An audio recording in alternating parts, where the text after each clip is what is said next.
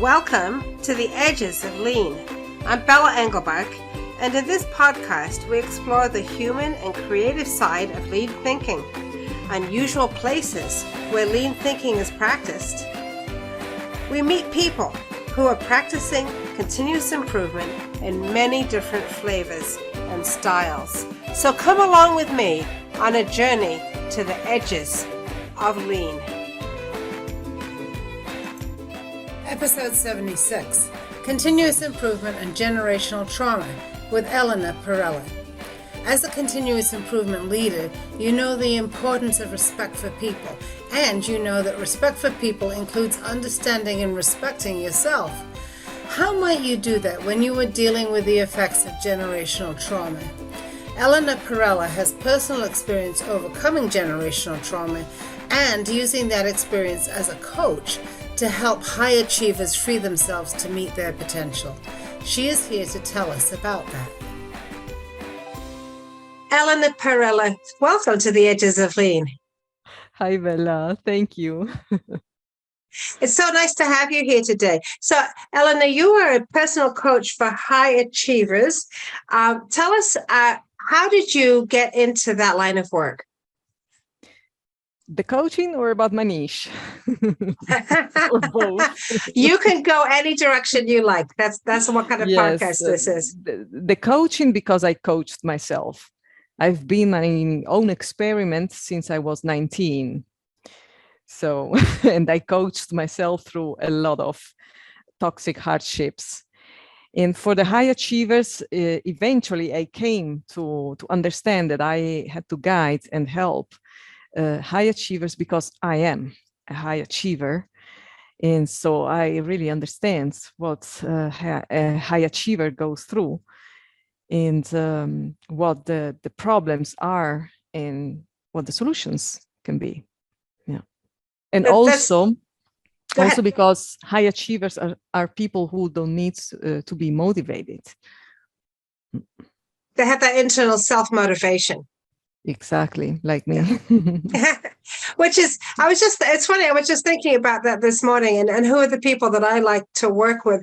And I think it's very difficult to be in a situation where you're trying to literally sell what you're doing to somebody who is not willing, is not motivated to do it, right? I think that, and I know a lot of my listeners work inside companies that are often in a situation where they have to work with people who are just not, don't want to do it, and you have to be very persuasive. But it is wonderful to be able to work with someone who is self-motivated and wants to be even better, even more effective than they already are. It's such a delight to be able to do that. So tell us a little bit about where you came from academically. How did you start from in your schooling? In the Netherlands. I went to university in the Netherlands because I moved there when I was 20. And I found there one of my biggest passions, a study about Latin America. And so I just dove into it and it was amazing. It wasn't easy because I was not in a good shape emotionally. And so I was going through a lot of problems. But I did my study with such a passion and such an interest that it was my world. So that is a very interesting background for somebody who is now working as a coach, because I'm sure you are working with all kinds of people who are not necessarily Latin American scholars, right? You're working with people in many fields of business. Yeah, but my study actually they added a lot to what I do as a coach, because I studied literature, and literature is, how can I say it? You can learn a lot about human behavior through literature, really a lot. And the second master that I took was, again, in Latin American studies, but I chose for cultural anthropology. And the topic that I was interested in was the political violence was conflict resolution, trauma, conflict, and resolution. And that must have spoken to you personally as well. Absolutely. Yeah. Yes. I was in some way always attracted by this kind of topics where, there is violence, there is conflict. Why? I was interested in knowing why there is so much violence, there are so many conflicts. So you've alluded a couple of times already to what you have gone through in terms of dealing with emotional issues coming out of trauma in order to be able to allow your high achieving self to be a high achiever. So what can you tell us about that journey? It was a very difficult journey and very long because I did it myself. And it started, well, the first phase, I was totally unaware. I was 12 when I began to manifest my family's toxic emotional inheritance. So this toxic legacy that is passed on to us from generation to generation. And I began to smoke. I began to develop the binge eating disorder. I was bullied at school. And, they weren't my choice because nobody's so stupid to choose to hurt himself. But at the time, I wasn't aware of that. So I got really depressed because of that. Because also I didn't understand why. I was a normal child. So why do I have to suffer so much? When I was 19, my father died, and then I awoke. And then I saw that I was a toxic product of my family. And this is why I was having those issues in my life and within myself. And now that at age 19, I was awake, I could also do something to eliminate the root cause. I finally saw the root cause. And, but then from 19 till recently, 40 something, it was 2018. So the journey was so long. And it was a journey of manifesting and eliminating the root cause of all of my family's troubles. This is such an interesting way of thinking about continuous improvement. So in continuous improvement in lean, we talk, often about, identifying root cause. We talk about, running experiments in order to be able to address the root cause or root causes, because often there are multiple root causes. And Elena, what you're talking about is really conducting, and you said it already, conducting those experiments on yourself in your own life. And that takes courage, right? Because now you have to step out of what you know and go into what you don't know. So how did you start out on that? And I don't want you to feel that, you have to share anything you're not comfortable with sharing, but what kinds of experiments did you do? And how did you structure your learning coming out of those experiments? Because I didn't want to be a toxic product of my family. Yeah. So I had to do something to eliminate the root cause. And by the way, actually the root cause is only one, is our family's toxic emotional inheritance. You have to see it as one thing that is that has several components. And so there are tendencies, there are beliefs, there are inner conflicts that we inherit, there are emotions and feelings that we inherit, thoughts, even thoughts, because I understood that not all my thoughts were mine. I had thoughts that belonged to my mother, for example, like I was a failure. I am a failure. This was a thought that poisoned my life because it was preventing me from achieving my goals, even from understanding what my goals were, what I loved, what my dreams were, because my mother thought that about herself and she passed that on to me, and she fueled that with her poor parenting. She never encouraged me to explore my inner world. But you did. You started to do that, right? There was that point as at 19, I guess, when you said when you woke up, when you started to to explore that and to separate yourself from what came from your family. So, and I think that is, I won't say it's unique, but it's unusual, right? Because I think a lot of people are not able to separate themselves from what they get from their family, either positively or negatively. And you're talking about not just negative, but toxicity, Toxic, things that, yeah. and toxic means poisoning, right? So, I mean, poisoning means that you're not strong, that you're not healthy, that you're not able to do the things that you are created to be able to do. Exactly, because the toxic is what poisons our lives, that prevents ourselves from being who we really are. The negative, no, it's very healthy. Sadness, you can sometimes feel a little bit depressed, you can show anger. When it's negative, it is okay because it balances together with the positive.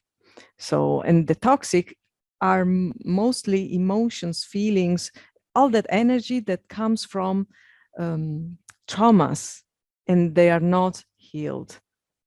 Then they become toxic, and then it's a problem if you don't recognize, don't discern the toxic from the negative. Then it becomes a real problem. You don't grow. You go through toxic hardships. You put your life at risk. It's a waste of time, a waste of energy, and you don't learn anything, because from these toxic hardships, you don't learn anything.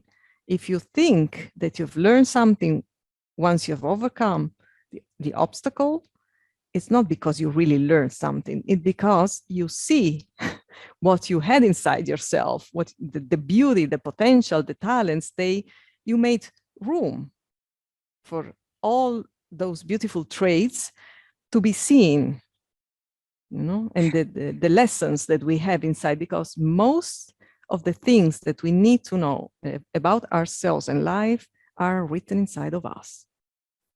But what you're saying is that they are masked in a way by the toxicity or generational trauma that comes from families. Yeah, they are clouded. And I began to experiment by challenging thoughts that were mine, challenging beliefs that were mine, or that I thought they were mine, but in some way they didn't feel like real. I couldn't see in the reality that I was living in and in the world that there was that they were consequent. I mean that there was between the belief and the practice, there was no bridge. There was a gap. So I thought, how can it be? So not much evidence, right? So you have the belief. So if you take the belief, well, I'm a failure, but you don't have evidence of that because you do well in school, or you are able to do things that's evidence that you're not a failure. But there's a conflict right then between the belief and the evidence. And I think what you're saying, if I can paraphrase it and tell me what I get wrong, I think what you're saying it's taking the learning there, if there is learning, is just looking at that and saying the evidence does not match the belief. Reality does not match the belief, right? This is a good exercise. When you are awake and you want to become aware, observe. And if you don't see the match, then it means that belief is false, period. So let me ask you a question about that, because I think sometimes what we do is when we have the belief, we also construct a reality that supports the belief. So I'll give you an example. Supposing if you have the belief, well, I'm a failure, and the first time you try something, you don't do well at it, which is normal because you're not supposed to do well the first time you try something, correct? Right? Then it depends. It depends, but let's say, the first, but for a lot of people, right, the first time you try something, you're not going to do it as well as an expert, right? You're going to do it as a learner does it, and you could look back at it and say, well, that proves I was a failure. Or you could look back, which is reinforcing the belief, but not reinforcing it with a real fact, right? It's allowing yourself to reinforce the belief, because doesn't it happen sometimes that holding on to the belief is more comfortable than going out and challenging the belief? I'm afraid you are right. It's more comfortable, but actually it's just an illusion, because if you don't challenge it, then living in comfort zones, I mean, you don't grow, and this is already a problem, not only for you, but if you have children, it's a problem for your children. They don't grow, they don't evolve, and also for the community, because there is no progress. Right. And we want progress. I mean, we want to improve. We want things to be better. We want ourselves to be better, so that so that we could do better things in the world. Yeah. Yeah. So you use the term generational trauma. Can you define a little bit more what that means? Yes, by using the examples from my personal experience. Okay, for example, great. my Go mother, for it. she wasn't born out of the energy of love. She wasn't wanted, and when a child is not wanted, then it's not possible to raise a healthy and functional child. And she was also severely mistreated. She was so double traumatized by her parents, especially by her father. And so she grew up with an internal world that was actually, that wasn't functional, and it was full of suffering. And then she had to leave her parents' house because of the violence that she was experiencing. But she didn't have the courage to make a choice for herself, meaning to do something about the trauma, heal, and live her own life. So she escaped the parents' house by marrying my father. So it wasn't love, and she didn't want to have children. And but my father wanted, and so she had to compromise. And I was born not out the energy of love, unfortunately. And this is trauma. And she passed on to me her internal issues. And she fueled all that with poor parenting, because she didn't know how to raise a child. She didn't know what love is. Most of us don't know what love is. We think we know it, but we don't. And so I was raised in a way that was, I was pretty much alone, because she wasn't loving. She couldn't guide me through life. She didn't share her energy with me to help me towards my path to evolve. She never did that. She was a very controlling, very obsessive woman. And my father was absent because he was a very busy businessman, and he was always at his company working. And so also, he was also traumatized. Yeah. And he never built a relationship with me. When he died, I was 19 and I didn't know him. I didn't know anything about him. Although we lived under the same roof, I didn't know about his past, his childhood, his emotions, his opinions on things, nothing. And yeah, these are traumas. And these traumas a generation, not just because they came from your parents' generation to you, but what you're saying is that they also had experienced trauma in their life. So they had incorporated that in themselves and passed it on. One of the things that I hear people say, there are people who have had, especially say physical abuse as children, is say, and I've had more than one friend say this to me, I don't want to have children myself, or if I do, I'm really afraid I'm going to repeat that pattern. And so and you're not a therapist, you're not a psychiatrist, but from your perspective, how possible is it for people to break that type of pattern? I mean, I know friends who have done it, but I don't know much about what it took for them to be able to do it. It is not easy. It is possible, but you have to be sure, because my mother didn't break that pattern that she got from her mother, because her mother didn't want to have children either. And she married because of compromise. Exactly the same. Exactly the same. And the same story over and over again. Same story. And I decided to not have children when I was younger, because I knew that I wasn't ready. I wasn't able to raise functional and happy children. And like me, I know also other people who had went through the same, and they were pretty honest. I won't have children because I don't want to pass them this legacy. And from the people that I know, that they say that they broke the cycle, when I talk with them, I said that they haven't. That they haven't. They haven't. No, they don't repeat the history of their parents and grandparents with their children, meaning that they are kind, they nurture their children, but nurture is not enough. Nurture is not love. So tell us what is the difference between nurture and love? Nurture is when you take care of your children.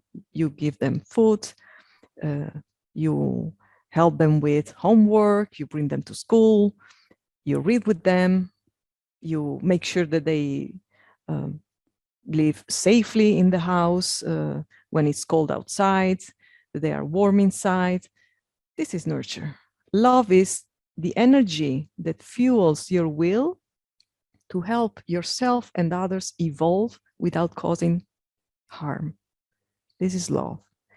And majority of the people don't have this energy activated inside of them. And I know many people who had a very toxic past, toxic parents. They have a totally different attitude with their children. Very nice, very kind. But strangely enough, they are married with a woman who resembles, in a negative way, their mother. So what does it mean? And if you attract such a partner, it means that you have toxicity inside. And then there's the likelihood then that the children then subsequently will select a similar partner. Yeah. I know we all see that happen over and over again. You know, people marry people like their parents. Yeah. Or partner with people like their parents. Yeah. So, but for you had this moment of awakening, and you said it was when your father died. And I know that for you, the strongest theme of trauma came through your mother, but perhaps you can tell us also about some of the biology behind that as well. So it's not just the psychological influence of the mother, but also some biological aspects. I would love you to get into it and explain that. But first of all, it's so interesting to me to hear you say that it was when your father died that was when you recognized or started to wake up to what had happened to you. Why was that? Did you see your mother in a different light then, without your father in the picture? No, actually, well, the mother is the vehicle of this toxic inheritance. and it's natural, meaning it's our mother that carries our in her womb, that carries us in her womb. So we absorb everything from her to grow physically, but also emotionally. And there is also research done when women are stressed, depressed, have anxiety, conflicts, unresolved childhood issues, the fetus absorbs all that. So, and it affects not only the emotional development, but I read that it affects even the physical development of the child, you know?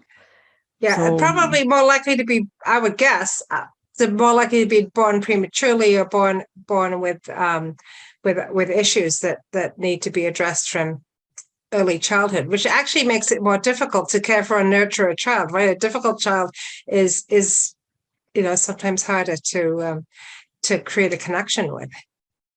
Yeah, and it affected me emotionally. I mean, I absorbed all the hatred and the conflicts that my mother had inside of her.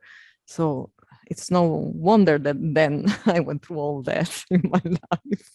Fathers contribute, of course, because I had a lot also from my father. And yeah, when he died, I don't know why it happens, but I just began to see things as they really are. I don't have perspective anymore. I don't have filters.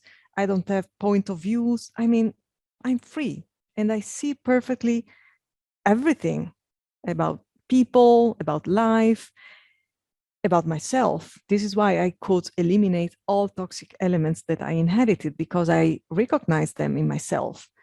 I recognize not only internally, but also physically, how, for example, my mother's moves, I had also certain types of, how do you say in English, movements that are from, or the way to use your hands. Oh yes, they were typically of my mother, and I said, "Oh my goodness, I'm her." Isn't that funny? And I hate to tell you, the older you get, the more you look in the mirror, you say, "That's my mother looking back at me." Yes, I don't think you're ever far from your mother, even if you're not close to her in a physical sense. And many people are not. People don't always grow up with their biological mother. So yeah. But I began to see things as they really are, and this is all we know to eliminate the toxic inheritance, uncover who we are, and evolve. Because eventually I evolved into a new human being, free to choose how to feel, what to think, and how to behave in a sane and healthy way. If we don't eliminate the toxic inheritance that is fueled by the pain of our emotional wounds and cultural toxic influences, we don't have choice. The choices that we make are not ours. And we can't just bury that, right? Because it's going to sort of seep into everything and every interaction. Elena, I would love to talk more about love, because I mean, it's a wonderful thing to talk about, right? But it's so, on this podcast, we often tackle the terminology that we use in lean thinking, which is this amazing concept of respect for people, and respect for people being about something that I can't even describe adequately, but it's something about, really looking at every human being and saying, gosh, this is a really marvelous creation. Mm-hmm. This is somebody who can learn and grow. And my job and my interaction with this person, whether I am their colleague or their friend or their manager or their parent, I guess, is to help that person grow and develop, and I think, as you say, evolve. And it's a really hard concept to grasp, not just because I think that we, especially those of us in the West, don't have this kind of language in our language, in the Romance languages. I mean, Romance languages are all about love, right? But still, it might be possessive love, or it might be sexual love. That's not love. But it's not about this idea that, gosh, this human being is incredible, and my engagement with this human being is about the growth. So talk to me a little bit more about love, what that means, that word really means to you, and where you see it manifested in the world today. Well, what I said, for me, is this energy that fuels your will to help yourself and others evolve without causing harm. This is love. And I tweaked the definition of love that I found in Scott Peck book, The Road Less Traveled, because he talks about love in this way. And this is the only thing that works, because if you can use this energy to help yourself evolve, you help others evolve, you don't cause harm. But you really have to know, you have to be awake of what you have inside yourself, because there are many people who think that they respect others, that they love others. No. And it's also very, I always struggled with this word respect, for example, because what does it mean? I mean, okay, one can say, okay, I respect others because, but then you go home and you drink a cup of coffee. Where does the coffee come from? It's cultivated where? Maybe in Latin America or in Africa by peasants. Who are they treated? No, how are they treated? Right, and but you drink the coffee. That is, you drink the coffee anyway, right? And that's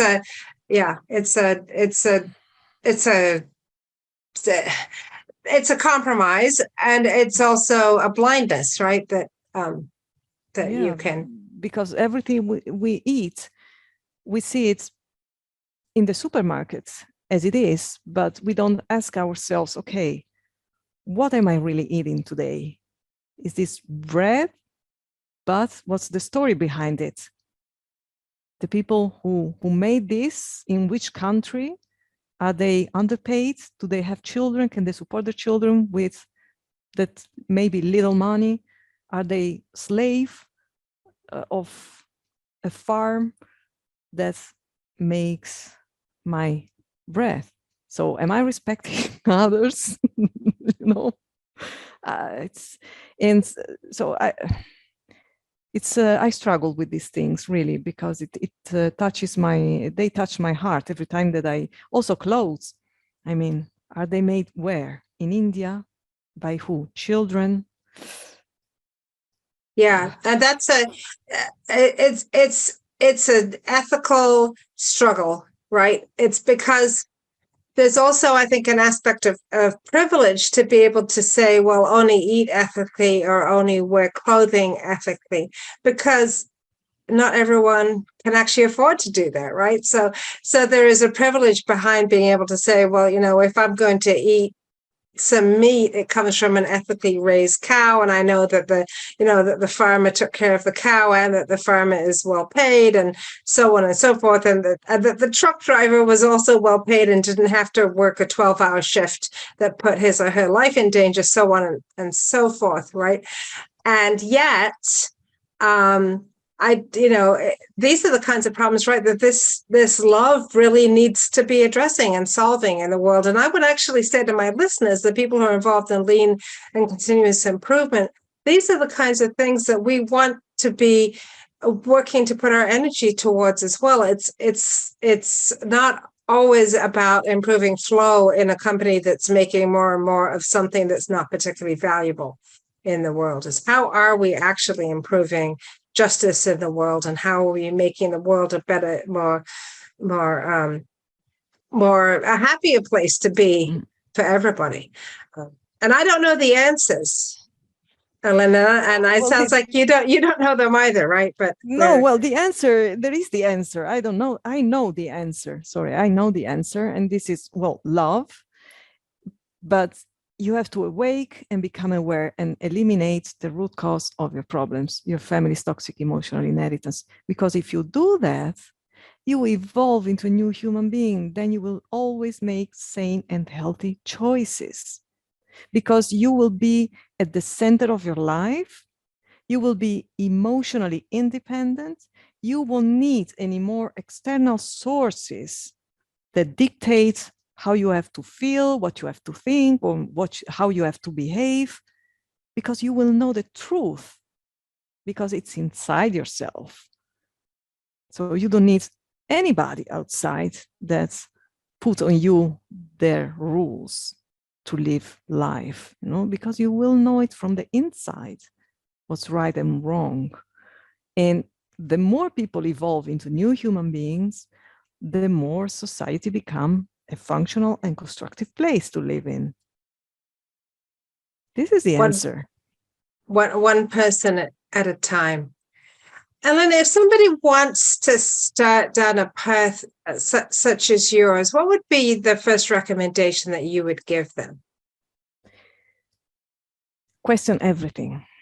Question everything. Everything that was taught to you by family and society. It is not easy to question everything, because many people are attached to their beliefs. This is why it's also we are not progressing as humans, as humanity. We haven't progressed much. Technologically, fantastic, but on a human level, humane level, I don't see that. I see that we are getting worse. There is a possibility for those who awake now to coexist with the rest that is going to a different direction. And questioning everything is fundamental, because you will begin to see the discrepancies that there are between your belief, your tendencies, and reality. What was presented to you when you were a child, what you can see now. I mean, everything is out there. And then doesn't it also take, because I think it's interesting to say, well, question everything. You also need to do some reflection, right, to identify, well, what is my driving belief with this? Whatever the driving belief is, it may not even be readily apparent to you. And so you probably need to do a little bit of, or a lot of reflection and thinking about, all right, well, what is this driving belief? Where did it come from, if that's important? And then how does that actually line up with reality, with what's happening factually? And again, from a lean continuous improvement perspective, that's exactly what we should be doing all the time. We absolutely should be taking what we believe and running experiments to see, is this really true? Does this hold up factually? And then moving on from what we learn in each experiment. And that is, so that's, I think what you're saying is very well aligned with the underlying philosophy of lean thinking. But it sounds also as if it is something that it takes time, right? It's not an overnight process. Actually, thanks to the fact that I did it my own, I discovered that it doesn't take much time. It doesn't take much time. No, so tell us about that. Absolutely not. Yeah. Absolutely not. You have to have someone like me that can give you the start, set in motion what you have inside, or better said, set yourself in motion. And then it's not that long. It doesn't take that long. No. So, Elena, how do people find you if they want to learn more from you? They can visit my website, Sentido. I'll write it down while I spell it.